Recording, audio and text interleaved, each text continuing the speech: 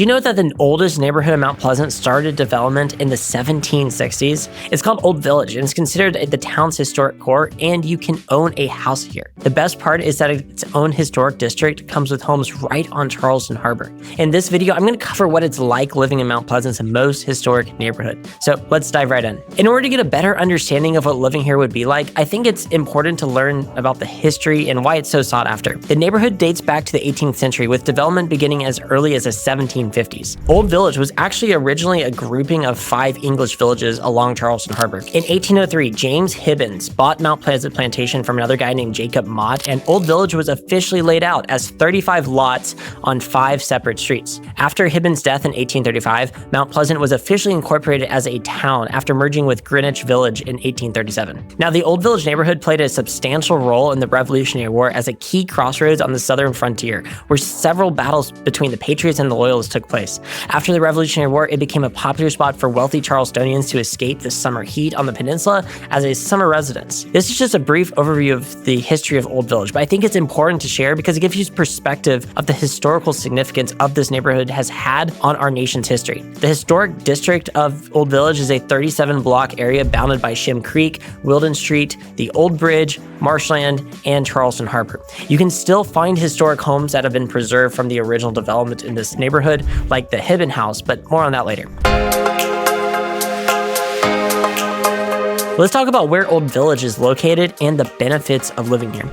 It's in the southern part of Mount Pleasant, just south of Shem Creek and Coleman Boulevard. Shem Creek is one of the most popular spots in all of Mount Pleasant with great restaurants. In fact, I would argue Shem Creek is one of the best restaurants and bar scenes in the entire Charleston metro and is frequented by Mount Pleasant families and retirees who own homes close by. There are a ton of great restaurants on Coleman Boulevard as well, and the best part is that you're just a short golf cart or a car ride away from all this if you live here. Heck, you can walk to Shem Creek from some areas of Old Village in a matter of minutes.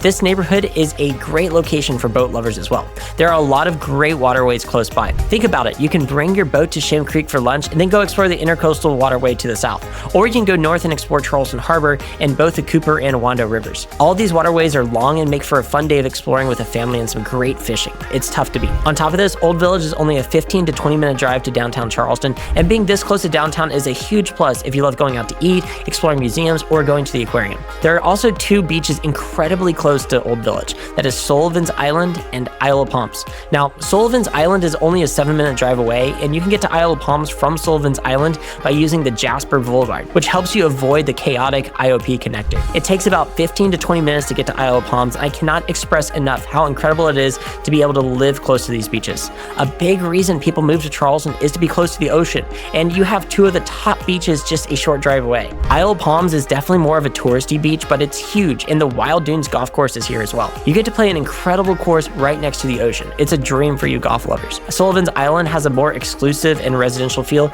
but a lot of locals prefer this beach for this reason. It's my personal favorite beach out of the 3 near Charleston. Keep in mind, you're only 10 to 20 minutes away from all of this when you live in Old Village. These are just some of the great perks of its location, and you can probably start to see what living here could look like and why it's so sought after. And now, I'm sure you're wondering how expensive it is to live here, so let's dive into the real estate aspect. If you've watched any of my videos about Mount Pleasant, then you know that this is one of the most expensive cities in the Charleston metro, and Old Village is one of, if not the most sought after neighborhood in Mount Pleasant. And keep in mind, Mount Pleasant is the 4th largest city in South Carolina in terms of population, but of the top 10 largest cities in the state, Mount Pleasant ranks number 1 as far as household income goes, and it's not even close. The median household income in Mount Pleasant is around 50% higher than that of Charleston, which is the 2nd highest in the state of South Carolina.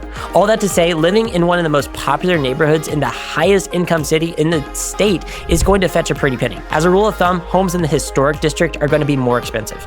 Take a look at this map. The historic district encompasses everything from Royal Avenue to the coast, which is the southwest part of this neighborhood. Everything northeast of Royal Avenue is going to be more affordable, relatively speaking at least. I pulled the last year of sales data in both parts of this neighborhood to give you a more accurate idea for home prices here. In the historic district, the median sales price was $2.75 million, and 18 14 homes were sold in 2024. For the current listings as of the spring of 2025, the most affordable home is selling for just under $2 million, and it's around 2,100 square feet. The most expensive home here is selling for $6.5 million. It's nearly 4,500 square feet. This home also has a private pool, and it just looks incredible. It has great views. For home prices northeast of Royal Avenue, so not in the historic district, the median sales price in the past year was nearly $1.3 million, and 98 homes were sold. So to put that in perspective, the homes here sold for half the price of homes in the historic district, and some are literally right across the street. And also 5 times the number of homes sell in the non-historic district versus the historic district. This gives you a better idea of just how valuable homes are in a preserved historic district. Currently on the market, the most affordable listing was around $900,000 and it's around 1,700 square feet. The most expensive listing in this area is $4.5 million and it's just over 4,000 square feet. This home also has an incredible looking private pool and it's pretty close to the historic district as well. I do also want to mention that you can find some condos here in the Old Village, and they're probably the most affordable housing option by far, but they're not going to come on the market very often and it can be hard to get. For home styles, you'll find a great mix of custom modern looking homes with large windows that look like something you would see in a movie. A lot of these homes have southern architectural elements that resemble colonial, Georgian, and Greek revival elements. Most of the homes have wooden window shutters, columns, and large southern porches. And while not every home here has waterfront access, there are walking trails that lead to the water, and it makes it really convenient. If you're a real estate investor, Old Village is one of the best places in the Charleston metro because of its strong appreciation potential, especially in the historic district, its desirable location, and its limited inventory. This combination of limited inventory and high demand makes it a prime area for long-term appreciation. Investors looking for a buy and hold strategy can see solid returns over time, although cash flow may be tight, especially in a higher interest rate environments. Old Village attracts some high-income renters looking for a premium lifestyle who don't want to deal with the fuss of homeownership responsibilities. Some people have a temporary job that only lasts a month or two and want to experience high-quality southern living, and they want to do it in a place like Old Village. Mount Pleasant also allows rentals for 30 days or more without major restrictions, but short-term rentals are highly regulated, and they're even more so in Old Village. If you're considering an Airbnb or a vacation rental,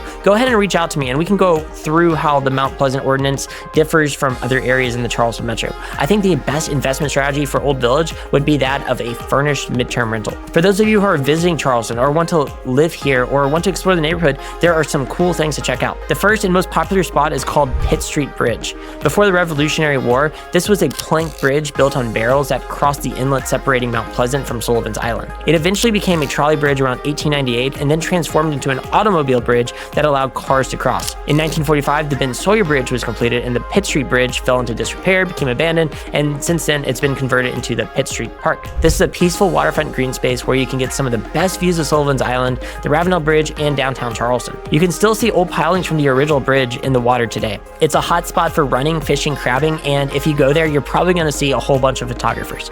It's one of the best places for incredible sunsets in all of Mount Pleasant as well. And earlier in this video, I mentioned the Hibben House, and it's located at 111 Hibben Street. It's one of the oldest houses in Mount Pleasant, and it's estimated to be built around 1755, and it's one of the few surviving pre-Revolutionary War homes in the Charleston area. It was used by British troops during the Revolutionary War during a 6-week siege, which saw Charleston losing to British General Sir Henry Clinton. General Moultrie, who is the prominent US war hero, was actually held captive here after the fall. The British actually used this house as their headquarters during this time. It is a private residence, so you can't really tour it now, but there's a placard outside of it if you want to learn more about it. And another cool feature of Old Village is the Pitt Street Merchants, which is a collection of shops that has been the center of commerce for Old Village for over 100 years. This area originally served as like the main street for Mount Pleasant before modern shopping centers were developed. It was home to general stores and the Pitt Street Pharmacy, which is one of the most famous street businesses in Mount Pleasant. It's been in business since 1937, and visiting it's like stepping into a time machine. It has one of those old-fashioned soda fountains with nostalgic decor, and they serve milkshakes, floats, and sandwiches. It's really cool. Keep in mind that all of these incredible things are part of the Old Village neighborhood. It's not just a neighborhood, it's a lifestyle. Living here is like going back to a simpler era full of preserved historical significance, but with modern conveniences and incredibly high-end homes. It's one of the best places to live if you love driving a golf cart because you're close to all these attractions and two of the most popular beaches in Charleston. You get some of the best views of the Charleston Harbor with waterfront access all around you. So it's easy to see why this place is so sought after. As one of the top real estate teams in Charleston, we want to earn your business and be your resource for real estate here in the Low Country. Don't hesitate to reach out. My contact info is always in the video description down below. Thanks for watching, and I'll see you in the next video.